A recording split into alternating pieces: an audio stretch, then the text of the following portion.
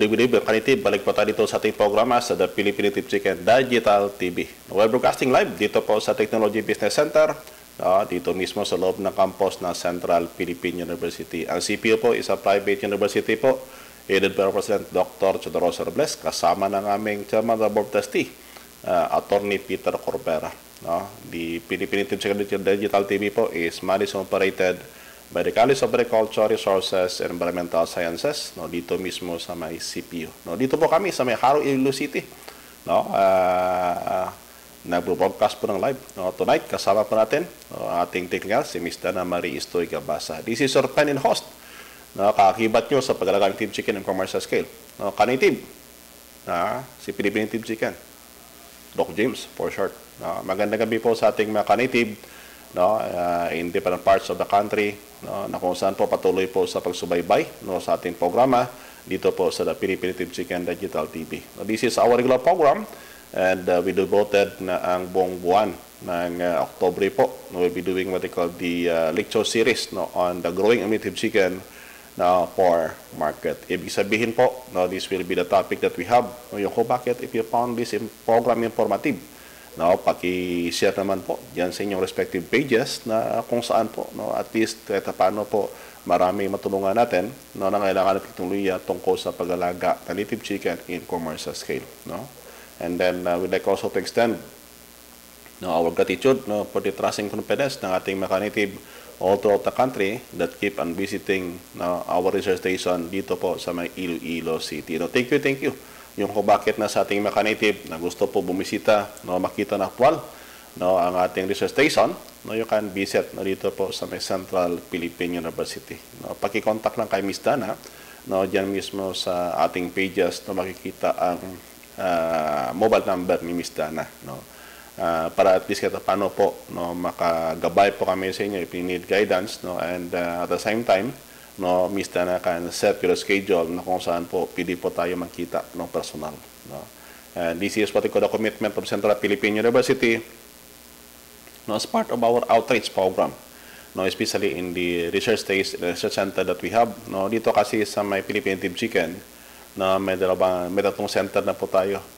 Ang dalawa po is the research center, tapos yung pangatlo is the technology business center.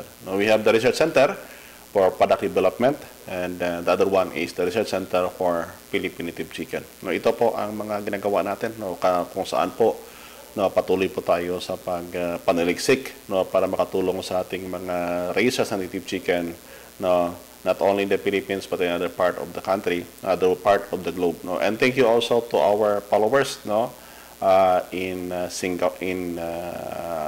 Indonesia. Thank you for the trust and confidence that you have given to the Philippine Native Chicken. Some in Vietnam. Thank you, even though that we have what they call the language barrier, but you keep on following the Philippine Native Chicken. Thank you very much.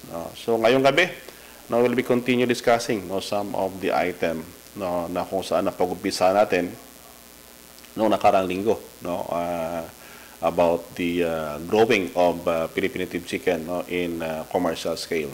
And this is more on what we call the specific only for market. Ibig sabihin, we'll be discussing topic na kung saan po intended lamang sa pagpalaki ng manok natin para sa market. It will start from the day old hanggang doon sa time na pili po natin ibenta ang ating native chicken.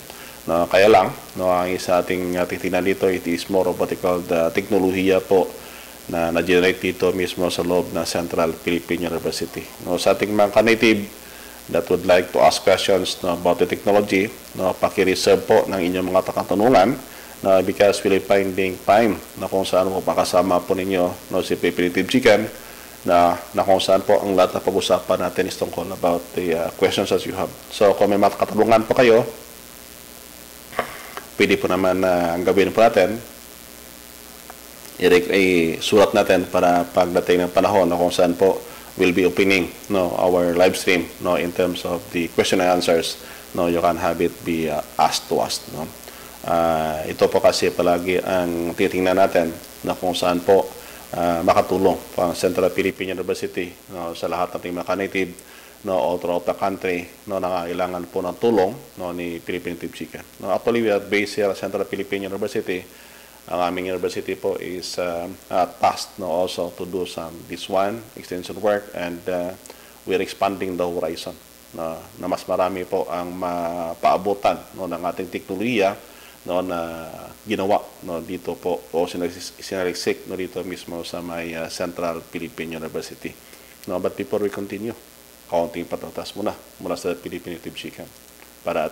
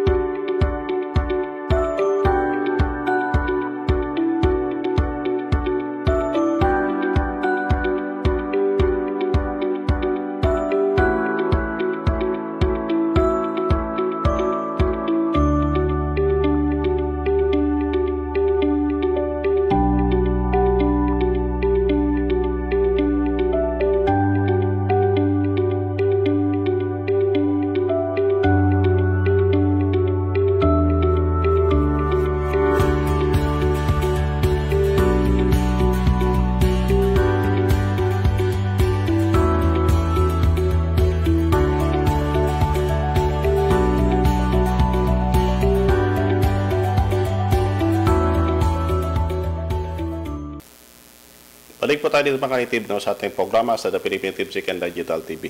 No, yung kung bakit that pagpatuloy po natin yung kwentuhan natin, but before we do it, no, we'll be giving what I call the summary, no, of recap of what we have discussed, no, nakaraang linggo. No. So ang focus ng ating discussion ngayong araw po is more on what I call the growing of native chicken for market. No, ibig sabihin, this is what we call the complete production technology, no, developed at Central Philippine University. No, ito po ang ginawa natin for almost a decade, no, of technology development, no, dito mismo sa may Central Philippine University. Ibig sabihin, no, patabaing manok, no, ang ating target dito, hindi po to sisiw, na kung saan po, kung sisiw lang, DOEC production, ibig sabihin, binta mo na lang. But this is the production protocol that we develop na from sisiw, papunta na doon sa 70 to 75 days na abot na po ang manok po ninyo, no, in terms of what they call the marketing weight, no, at an earlier age. No.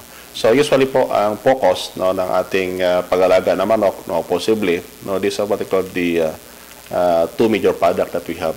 No. Ang isa doon is for the production of what they call the live chicken. No, ibig sabihin ng live chicken, no, yung binta mo na lang is yung buhay na lang, no. Kaya lang using the technology that we have at Central Philippine University, no, unlike if you're going to have it bidan. Makikita po nyo ngayon, no, sa litrato, no, this is what they call the flock rearing that we have then. No, ibig sabihin ng flock rearing, no, ito po yung manok na kung saan po sa isang housing, no, maramihan po ang number. And usually dito, no, umabot yun hanggang 200 heads per housing. And then we provide them the parents then. But nakita namin is that mas maganda kung you will be doing it on the colony type na kung saan po kaunti lang, no, mga maximum of 25 heads, no, per pen. Ang pagbinta kasi ng buhay na manok, no, there are some places na kung saan po ang kailangan nila is buhay. Kaya lang kung buhay naman, no, it is subject also for stress, and minsan, no, may nanamatayan, no, especially on the travel, no, especially if the and how you package the product, no, hindi ganun kaganda, to the point that it may affect, no, what we call the shrinkage of your chicken. So dalawa to kasi ang target nating product, no. We have also what we call the dress, no. Ibig sabihin, no, ikaw ang nagpalaki, and then pagbinta mo naman, ibenta mo na siya kung it is what we call for the dress chicken. Ang kagandahan na kasi dito is that na ang level of profit that you have, based on the production technology we developed at Central Philippine University, no, yung isang piraso kasi na buhay, no, if you're going to have it be benta mo na buhay sa, no, usually yung profit level mo, it ranges from 80 to 100 pesos per head, no. And usually, no, ang nangyari kasi as the survival rate, no, increases, no, yung production cost mo lumiliit, no, yan ang ibig sabihin yan, no. Pero kung ang survival rate mo, no, is about 10%, possibly yung profit level mo, no, hindi sa abot by 100. Pero kung mataas, umabot hanggang 95%, ibig sabihin po mas magaan yung 100 pesos, no. Pero if you're going to have it be sold, no, as dress, ibig sabihin po medyo mataas pa yung presyo. So it depends on the racer, no, kung ano ba talaga ang target nyo. May mga racer po tayo all throughout the Philippines na seeking help, no, to Philippine Team Chicken, no, kung paano po mabenta ang kanilang mga manok. Sa mga lugar pala na kung saan po medyo nahirapan po kayo magbenta ng manok po ninyo, na make sure na if you can try to adapt, no, with the changes in right now, no, na kung saan po through what they call the online marketing, no, online marketing. Ang importante lang doon, you establish the characteristics, you establish your own brand. At alam nyo kasi maka-native, no, kung antayin nyo lang ang mga nagbibili na pupunta po dyan sa inyo, no, baka matagalan po kayo. Pili bang ibenta mo na. And kung maalala pa ng ating ibang ka-native na medyo nauna-una, ang pinakamagandang bintahan kasi, no, bintahan ng manok is yung sa mga subdivision or what they call the urban area. Sila kasi ang kailangan, no, ng mga manok na native. But in some other places, sabi ko nga, no, if you can have it be done, no, especially kung ang lugar po ninyo malapit po sa highway, try to take a look on the traffic.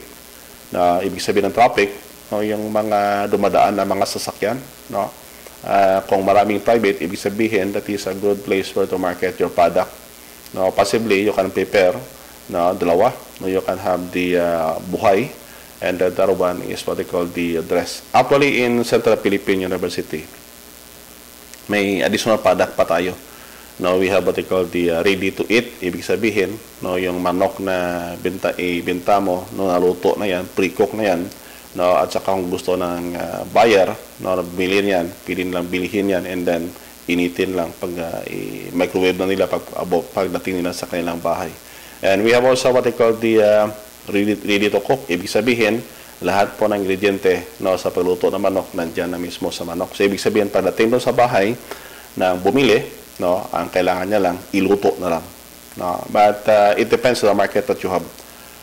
Yung kung bakit na sa ating mga native, if you're planning to raise native chicken at saka saan ibenta, no, make sure, no, ang pinakamagandang bentahan po ng native chicken, no, is in what they call the rural areas, no, rural on the urban areas pala, no. Doon po kasi ang kailangan ng maraming manok, no. So don't be shy, no, na ibenta po ngayong manok, no. And to those who are seeking help, no, to Philippine native chicken, no, we have what they call the group, no, yung tawag namin doon is the Philippine native chicken racers, no, na kung saan po that is a group na kung saan lahat ng mga racers na nagbibenta, na yan ang ginagawang platform, no, where to sell these their products, no. And possibly, no, for some naman, no, you can join various Facebook group na kung saan po it can serve also as a menu for you, na kung saan po doon ibenta ang inyong manok. And possibly if you can also establish your own page, the better it will be.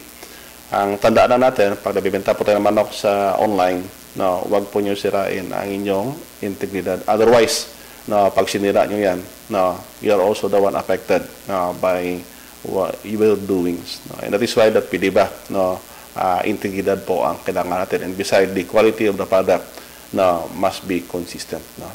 Now, we discussed what God also represented, no, the recommended housing. May mga nagtatanong kasi, Doc, ang problema namin is that na hindi available sa area namin, no, ang UV net and what they call the UV plastic. No, ano ba ang pwedeng gamitin? No, you can use even what they call the GI sheet, no, and the double-sided the GI sheet, no. But kung gamitin po yung GI sheet, no, pwede bang ikuha ninyo, lagyan po nyo ng insulator para hindi masyado mataas, mainit sa loob. Now, in this design of housing, no, makikita po ngayon ninyo, no, sa recap, no, hindi po ito kalakihan. No, yung sa taas na to, no, that is what they call the add-on features of it. No, pero sa area naman, no, di po nyo kailangan yan. Ang pinakakailangan nyo is ito lang, ang housing na to.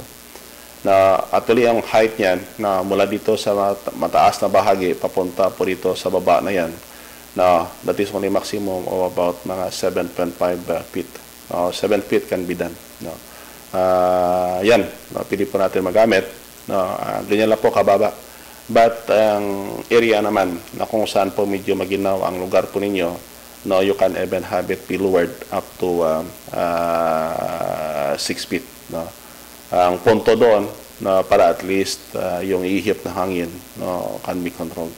Now, this is what they call the double tier housing. Ibig sabihin, now, you have what they call the dalawang klase ng edad, no, ang pwede po nyo lagay dito. No, and yung sa upper deck kasi dito, no, this is devoted for what they call the brooding. No, ibig sabihin, yung mga day old ninyo, hanggang mag 30 days old yan, dito po yan ilagay. No? And then the lower deck, no, you have what they call the grower pen, no, na kung saan po yung 31 days old up to 70 days na is being grown in this area. No. Yan kasi ang kagandahan, no, with this one. No, and ang titingnan kasi natin dito is that na, no, every month, no, pagbaba mo rito, no, paglagay mo rito, no, baba yung sa taas, no, palitan mo naman ng bagong sisiw, no, and then, no, it keeps on cycling. No, ang kalimitan ng mga katanungan like that na do, how about for the infection?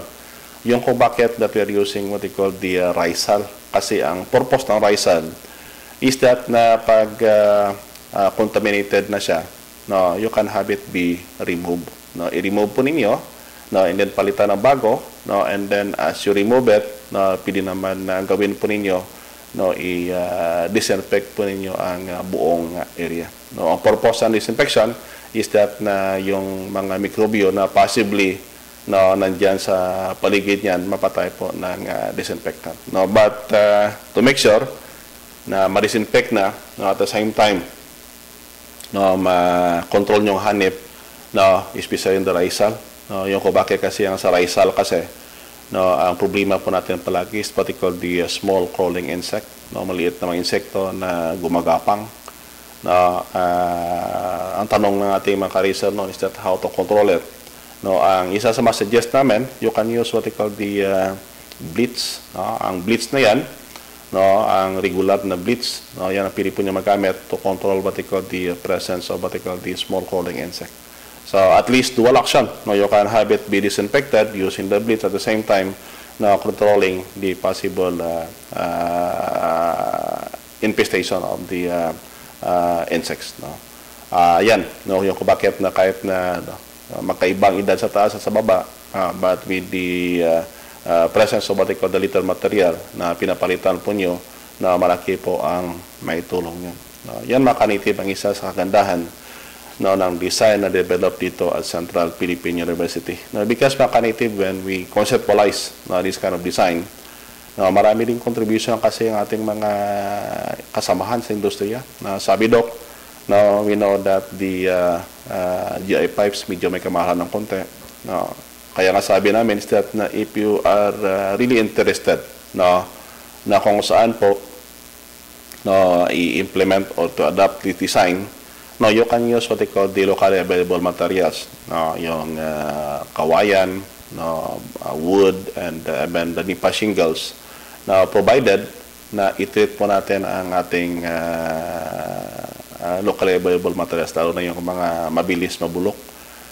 You can have the frame, no, ang mga frame niyan, no, ganito yan, no, you can use what they call the wood, no, but pili ba yung mga wooling niya, no, try to use what they call the Aquanet. No, do not use the A-net. Ang A-net kasi yung itim, no, mabilis kasi yan mapunit, unlike in what they call the Aquanet, yung green.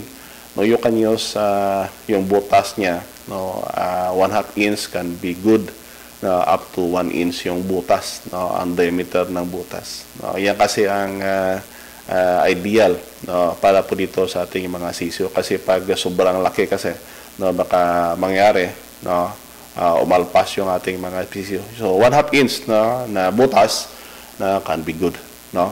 That is, ang purpose kasi niyan is that na yung ventilation po, no, mas maganda po ang flow ng ventilation, no, sa loob at labas ng ating housing. Alam niyo mga ka-native, marami kasi sa mga kasamahan natin na palaging sumasabi na Dok, no, yung sakit kasi, no, parang di maalis yung sakit sa mga manok namin. No, isa kasi is reason niya is that na the accumulation of what we call the carbon dioxide, no, within the housing. No, pag accumulate yung carbon dioxide sa housing na yan, no, yan ang magiging sanhi, no, ng ating mga problema, no, especially na kung makontaminate na or possibly, no, yung isa doon is that the presence of this ang hindi magandang ventilasyon kasi ang trigger niya na tawag dito na mikrobyo is what we call the Mycoplasma gallisepticum. Yung sipon, halak, no, yan palagi ang mikrobyo na na-attract, no, ng poor ventilation. In that is why that kung makikita po yung housing at Philippine Native Chicken, no, halos yung ventilation maganda. No? Ito lang ang maganda sa design na to. No, this is what they call the 5-pen, no, na housing design. Na ibig sabihin, no, yung loading capacity nito sa 5-pen, no, double tire, the total holding capacity with this is it ranges from 200 to 250 chickens, no, dito po sa housing na to. No. You can adapt the design, no, if you opted, no, possibly use the design itself, but yung sa mga ang option mo lang in terms of the material that you'll be using, no, para po sa construction. No, you can use the locally available materials provided that it will be treated properly against bukbuk and anay. Kasi pag hindi mo na-treat yan, baka ang kinatnan ng inyong project mas mahal pa i-compare natin if you'll be using what we call the GI pipes. But to those, no, na kung saan naman po may extra capitalization, no, you can use what they call this design that we have. No. Aside from what they call the community housing, no, the boarding system, no, ang boarding system na sinasuggest natin dito is what I call the parlous boarding technique. No, ang parlous boarding technique, no, ang ibig sabihin yan, no, is that na ang inyong mga manok, no, if possible, no, we are not using what I call the incandescent bulb, no, kasi alam nyo kasi mga native, no, ang paggamit palagi, no, ng incandescent bulb, no, sobrang gastos pa yan sa atin, na dagdag gastos, and what we are doing at the Central Philippine University, possible, no, we can reduce, no, the possible cost involved in brooding, no, of our chicks. Na yan kanitib ang isa sa consideration natin, no, when we develop this technology. Sabi namin is that to further reduce the possible cost, no, in what aspect of brooding native chicken should be na further modified na makatipid po tayo. But bago po tayo magpatuloy mga ka-native, no, pakinggan mo natin ang konting patatas mula sa The Philippine Native Chicken.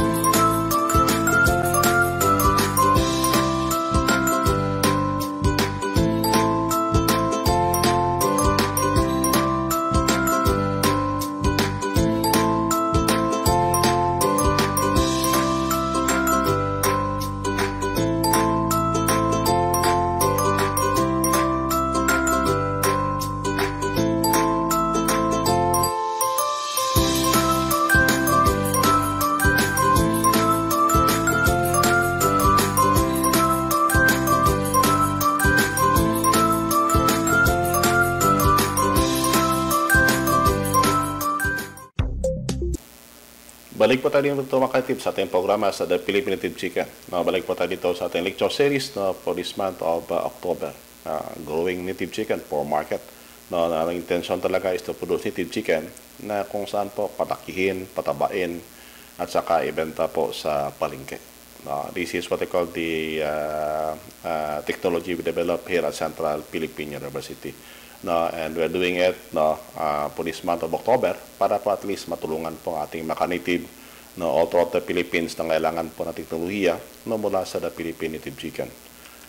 Pagpatuloy po natin yung kwentuhan natin about what they call the parlous brooding technique. Alam niyo mga ka-native, ang isa kasi sa mga titingnan natin is that na impossible we can reduce what they call the cost associated. Alam nyo kasi ang isa sa mga bahagi po ng pagpalaki ng manok natin na medyo magastos is on the brooding. If you're going to account the expenses that you have that you will be having, especially sa pag-brood ng mga CCO, using what they call the incandescent bulb, medyo may kamahalan na. Bakit? Medyo mahal kasi ang kuryente ngayon. And that is why that we introduce what they call the parlous brooding technique. Ang parlous brooding technique, ang kasama niyan is what they call the garlic emulsified concentrate. Kasama niyan. In this one, makita po nyo sa litrato, you'll be using what they call the DI sheet.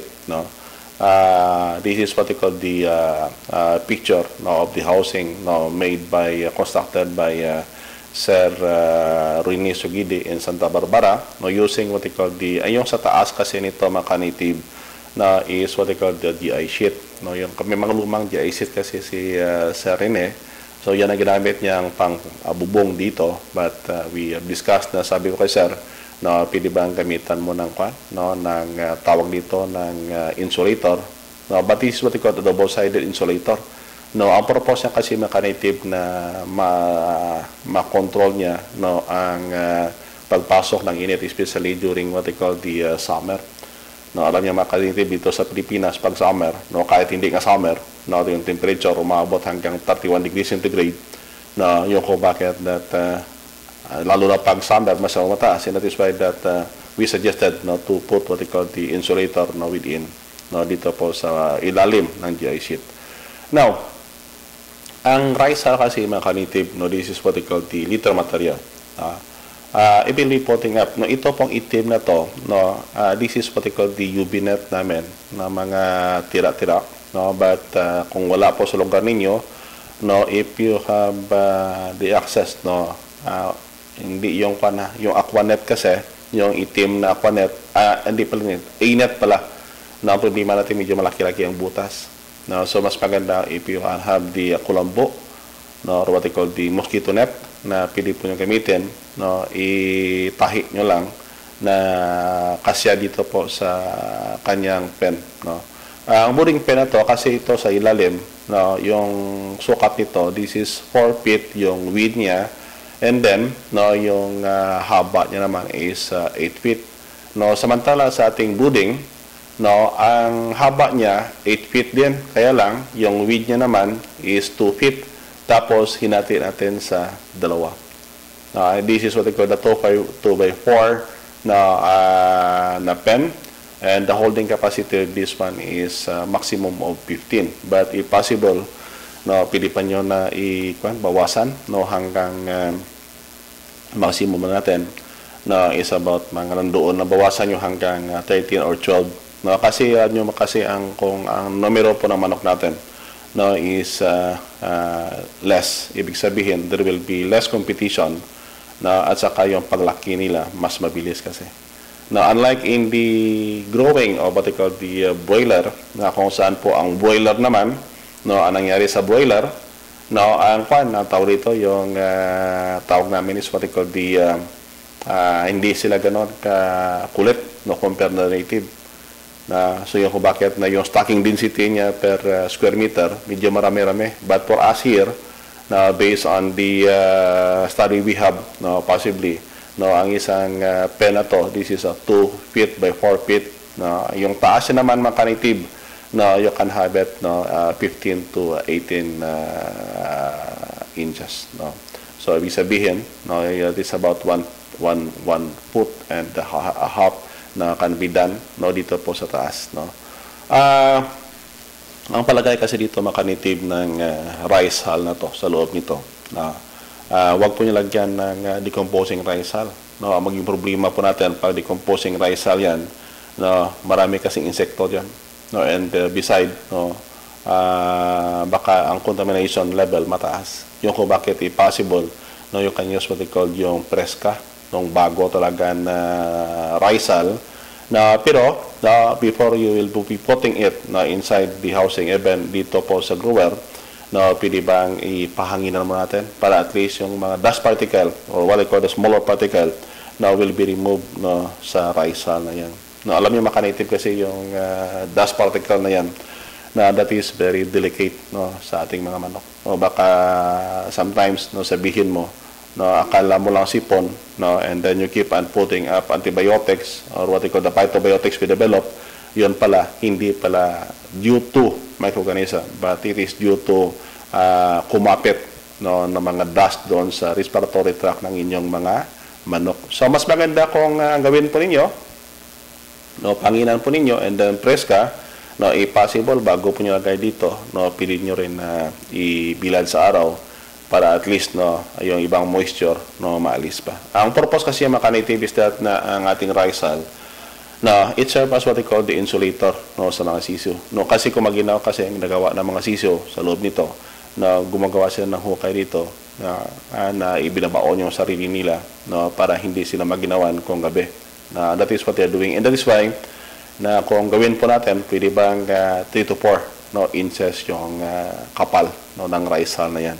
Kasi pag sobrang nipis kasi, no, baka wala namang lugtad yan na kung saan makagawa ng konting hukay dyan manok po ninyo, no, na kung saan po pwede ba. And then, ang isa nakita natin dito is that na the thicker it is, no, mas maganda po mag-conserve no, or the insulating power niyan no, mas maganda compare sa mas manipis. No. And that is why that we're recommending. No, wag po nyo naman sobrahan na umaapaw dito no, kasi the chicks, no, kahit maliit yan, they have what they call the nature of what they call the scotching. So, baka kaisa ng kahig to the point na nangyari, no, yung rice hull po natin umaapaw na, no, hanggang maubos yung rice hull dito. So, make sure, no.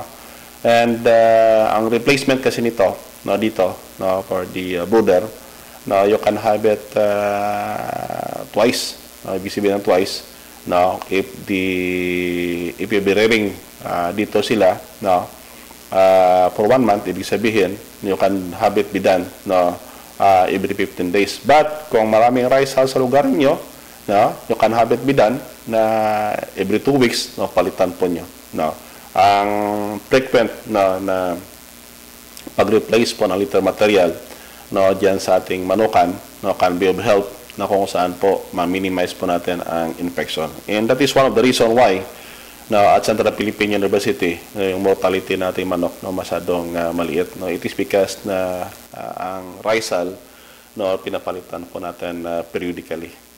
No, alam niyo makanative, no, naalaw kasi yung pinaka-conventional technique na sabihin palagi even in my undergrad. No, ansay kasi ako makanative na animal science major. No, ang nangyari no, na dapat yung may sakit ang alisin natin. Kaya ang problema natin makanative yung dumi niya natira doon sa loob ng housing, ano mangyari doon. And that is why that litter material para if ever there will be an event na kung saan no, may infection, no, pili nyong alisin yung rice hull, palitan ng bago, sprayan nyo ng disinfectant pala bago palitan ng bago na rice hull at saka i-separate no, ang infected na manok. Ibig sabihin po, na that is one way that we can be of help no, para ma-minimize no, ang prevalence ng infection. No. Alam niyo makanative, no, raising chicken, no, it does not mean na kung may marami kang pera, no, panggastos para pambili ng mga pantambal dyan, no, okay na, hindi. No, impossible if you can have it na nakatipid pa kayo, no, the better it will be. Yung ko bakit man kanative, no, have it be considered na one way po yan na makatulong po sa atin no, to minimize no, our expenses no, related po sa pag-alaga ng ating mga katutubong manok. No, alam niyo mga native, ito palagi ang nagiging malaking problema ng ating mga raisers no, out of the Philippines no, because na naka-confine tayo doon sa mga technique, no, conventional technique na pang-western. Ngayon pala ang technique na yan, no, is limited also because na iba ang condition nila doon. And dito sa Pilipinas, no, iba rin, and that is why that dito po sa Central Philippine University, ginagawa po namin, no, we develop our own technology. No, na talaga angkop, no, dito po sa ating paligid at saka sa klima at saka sa available resources sa ating lugar. No, ang pinaka-aim kasi ng Central Philippine University is that na makatulong po, no, sa ating mga kapatid sa industriya na to, na kung posible pa lang, no, native chicken raising, it should not be considered, no, as alternative source of income, but can be one of the major source of income, no, para po sa ating pamilya. No, lalo na po sa ating mga OFW, no, that is planning, no, to put up this kind of project. Malaking bagay po to sa ating mga OFW. And that is why that right now, we are doing what they call the second batch, no, the second run, no, of how na the technology we develop at Central Philippine University o i-apply sa commercial scale na ano ba ang dapat gawin. And this is in preparation for what we are planning dito po sa CPU that in 2026 now we can commercialize the technology we develop dito po sa may universidad. Yung kung makikita po nyo halos yung buong pangangailangan, no, sa pag-alaga ng native chicken commercial scale, no, halos na-develop na po dito sa may Central Philippine University. Yan mga kanitib kasi yung commitment ng CPU, no, para po sa lahat ng alaga po ng manok, no, dito sa Pilipinas. Now, ang problema ngayon, no, as I mentioned, alam nyo kasi the feedback, no, that is being shared to us by the various raisers all throughout the Philippines, no, it give us ideas, no, on what to do. No. And at the same time, making some modification to what we are existingly doing. No, alam nyo kasi maka-native, no, ang kagandahan kasi ng research station ng Philippine Native Chicken dito po sa Central Philippine University. Now, we are not considering ourselves as the sole producer, no, or developer of technology, but this is what they call the collaboration between various raisers, no, of native chicken in the country. Alam nyo maka-native kasi ang adaptability ng teknolohiya sa isang lugar, it may vary from place to place. And that is why that buong puso po kami nagpapasalamat, no, sa ating mga native, no, sa Pilipinas, no, and even in some part of the globe, no, that keep on messaging us. Thank you, no, for messaging us and giving us the feedback, no, for some modification, no, that we can do further, no, to improve or to enhance, no, the technology we already have developed. Now, in areas na mayroong inclement weather, ibig sabihin po ng inclement weather, no, malakas yung hangin, bumabagyo, no, and then yung panahon na medyo maginaw yung paligid, no, as to what to do. No. Yan kasi ang isa sa manakita ng ating mga kanitib. Sabi, Dok, ano bang pinigawin given the design that you have? No, ang problema namin kasi ang open, and then sa lugar namin masyadong mahangin. Alam niyo mga kanitib, no, kung makikita po nyo yung housing namin sa Leonon na may mga tanim na saging sa gilid, ang tawag doon is what they call the windbreaks, no, para at least hindi sa ganon kalakas ang hangin na makapasok. Alam niyo makanitive why is that we are using the banana as the windbreaks, no, lalo na pag malapit sa housing kasi para tumbayan o nabuwal yan, no, hindi po ganun kabigat na isirain yung buong housing po ninyo. Given that we're using what they call the 1/2 GI pipes, no, as the frame, ibig sabihin yan, no, pag masyado mabigat yung pinapasan yan, no, baka masira po yun. And that is why that we're using what they call the banana as one of the windbreaks. Now, yung kung bakit na sa ating makanitive, if your place, no, is medyo mahangin, maginaw, na pilibang about mga 1 to 2 meters away from the housing, na sa paligid po, taniman po nyo ng saging. No?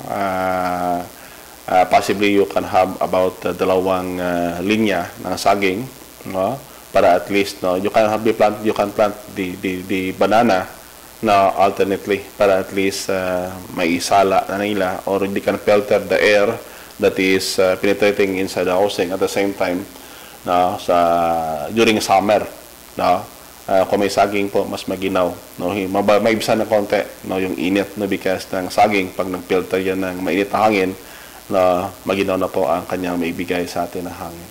And that is one way na makatulong po dyan sa lugar po natin. Beside, no, kasi kung saging kasi, namumunga kasi yan. So yung bunga niya, no, you can have it be sold in the market as additional source of income na kahit panggastos na sa kuryente mo dyan, no, makatulong yan. And then, yung stock niya kasi, no, you can use it as a source of fiber, no, para po sa inyong manok. No, lalo na yung nasa gitna, no, yung ubad niya, no, you can have it be hung inside the housing para yung manok nyo can pick, no, if you wanted to have. Now, in places na kung saan medyo maginaw talaga, no, especially kung kahit na araw, hapon, no, possibly, no, you can have use what they call the rolling curtain, na yung paligid nito may cortina. Yung bakit makikita po nyo, no, dito sa kabila, parang sarado. This is what they call the rolling curtain. But make sure that yung rolling curtain is where, no, yung hangin, talagang pinupunteriya ng hangin o ulan, no, dyan po punteriya, no, dyan po nyo ilagay ang inyong cortina. Para at least, no, kahit paano po, no, maibsan po ang impact ng hangin sa loob ng housing ng inyong mga alagang manok, no. Isa kasi yan mga ka-native sa mga consideration natin na it will be establishing, no, this kind of project. No?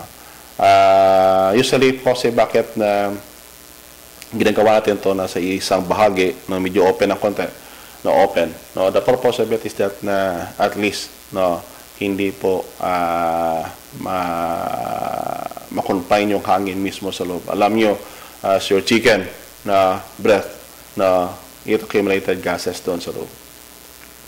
Ang importante dyan is that na i-open pa ninyo, but make sure na if there is a need naman na kung medyo mainit yung paligid, yung mainit ang panahon, i-open nyo naman. No? But during that time na medyo maginaw, na medyo mainit, maginaw pala, ibaba nyo, and then pag mainit, ipataas nyo ang kortina para at least, no, maganda ang flow na ventilation. In this spider's boarding technique, hindi po tayo gumagamit ng incandescent bulb. Makikita po yung ilaw na dito sa loob. This is what they call the LED bulb.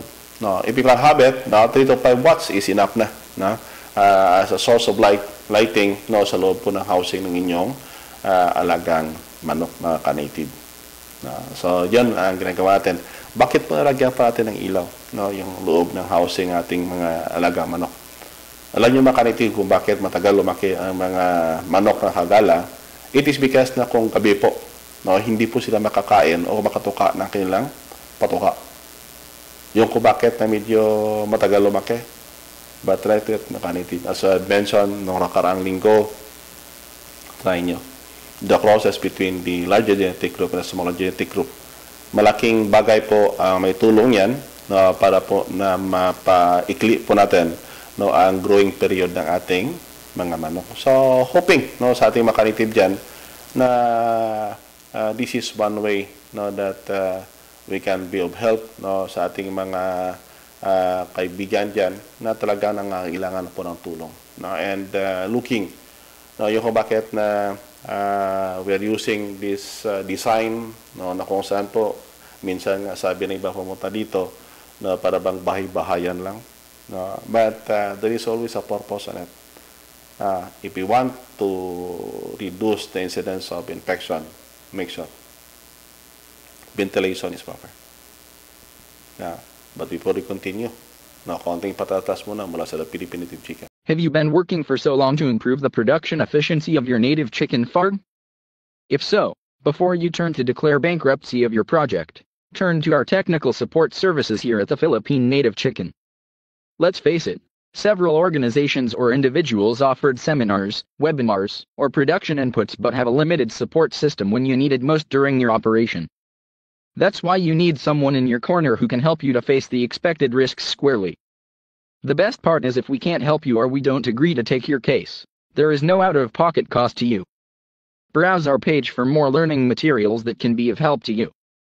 You may follow or subscribe to our Facebook page and YouTube channel for more updates. Message us for a free no-obligation online consultation. Get the technical support services you deserve before it's too late.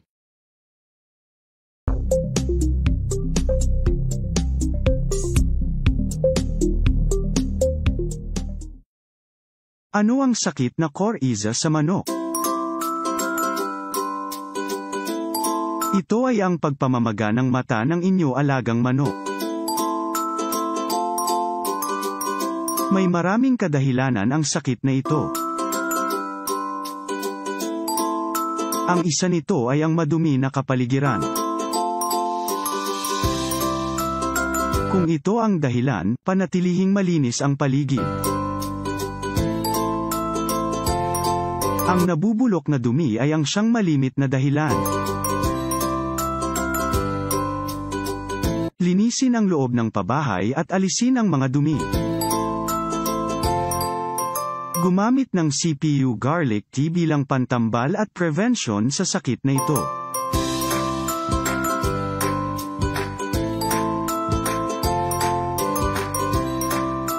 Sa mga malalang kaso, gamitin ang CPU garlic emulsified concentrates.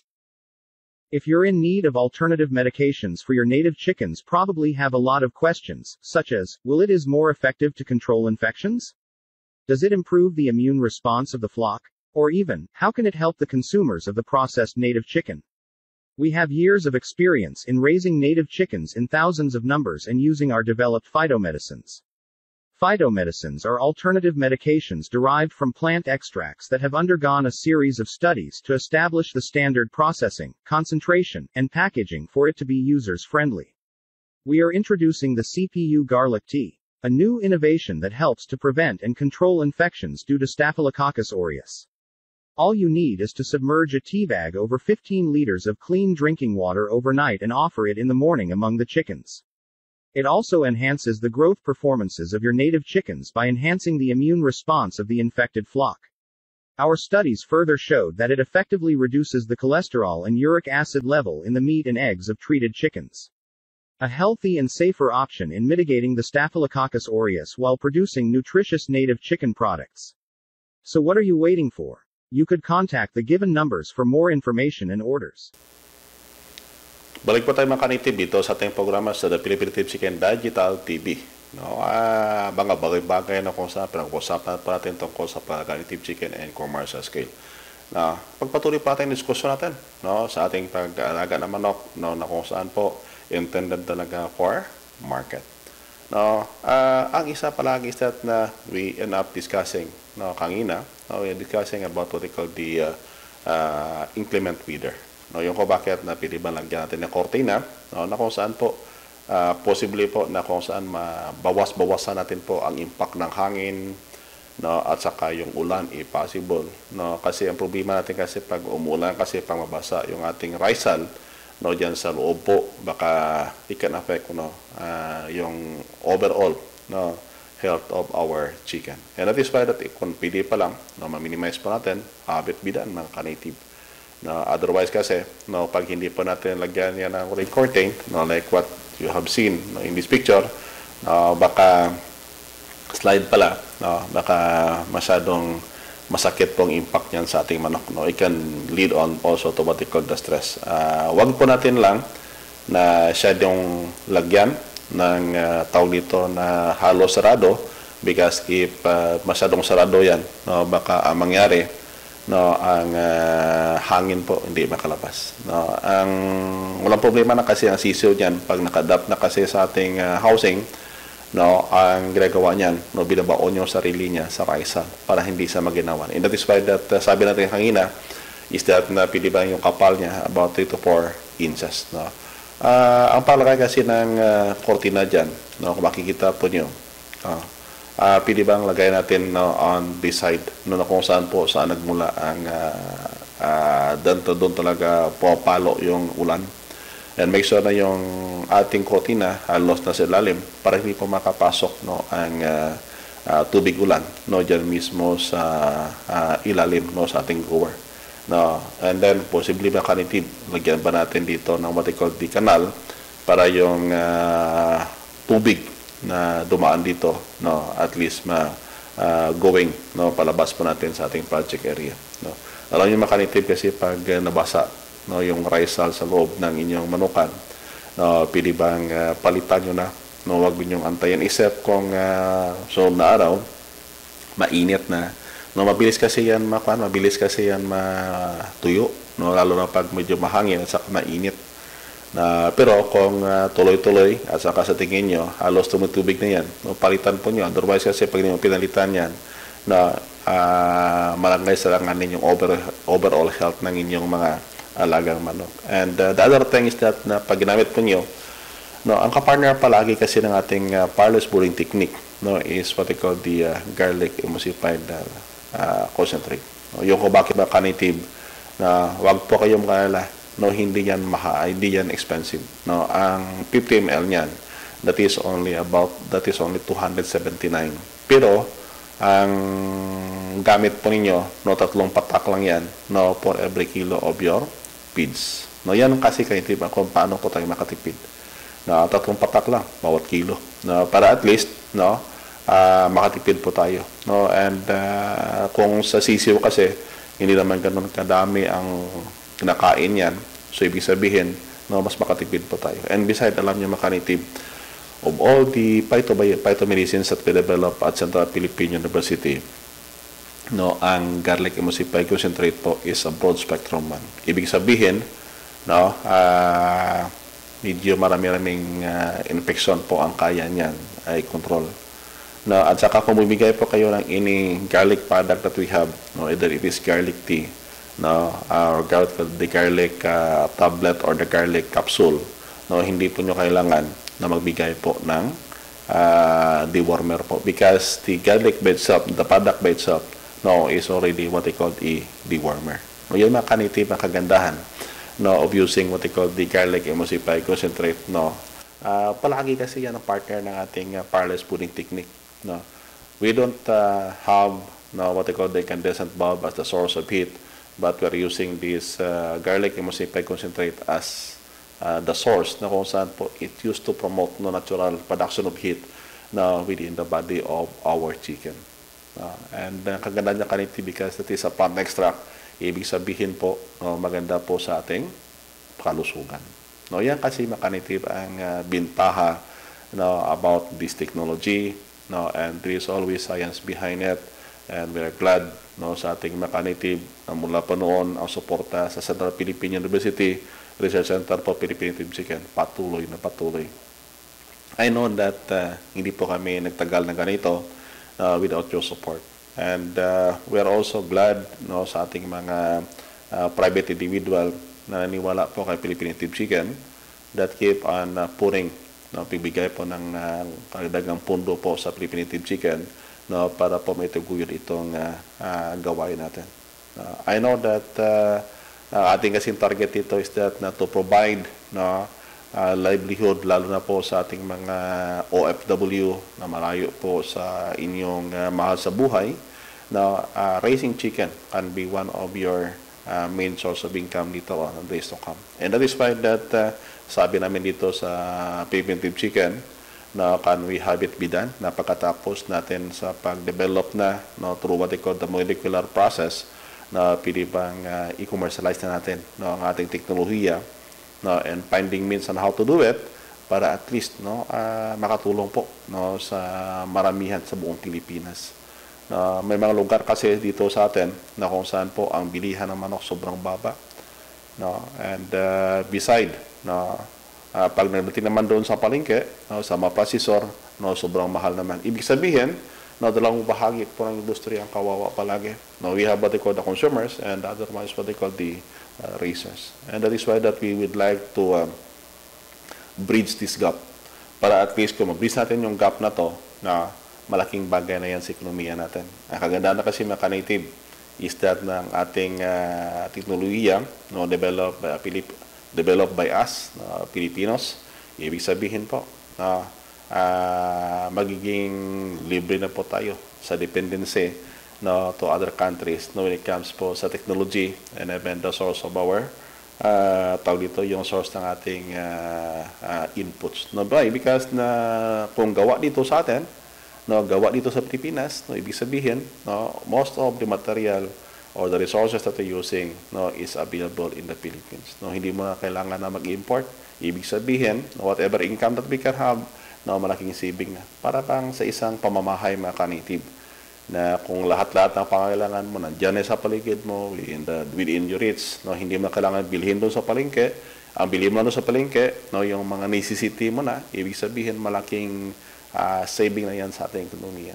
And this is what Central Philippine University is working with. And that is why that may tanong kasi sa akin noon, sabi, Dok, paano yung pondo po nyo na kanitib na pong pasalamat po kami sa ating mga kanitib na may tiwala po sa Philippine Native Chicken to do this one.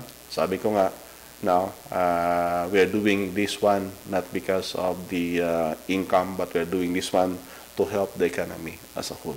And particularly helping our OFWs and our average or our agripreneurs na gustong mag-go into the commercial production of native chicken. So, yung makanitib. Again, if you found this program informative, pakishare naman po dyan sa respective pages po ninyo para kahit paano po makatulong si Philippine Native Chicken sa ating mga research all throughout the country. This is what they call the commitment of Central Philippine University. Pero yung ating panahon makanitib, antabayan po nyo sa isang episode. Sa next episode naman natin, pagpatuloy natin yung series natin about what they call the raising native chicken for market.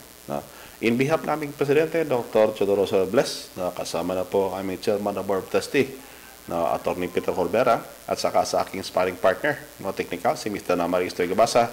This is our pen and host. Nakakibat po nyo sa pagka-native chicken and commercial scale. Si Philippine Native Chicken, Kanitib, Doc James for short. God bless and keep safe. And kita naman tayo makanitib sa next episode naman natin regular program dito po sa The Philippine Native Chicken Digital TV. Maraming salamat. God bless and keep safe us all.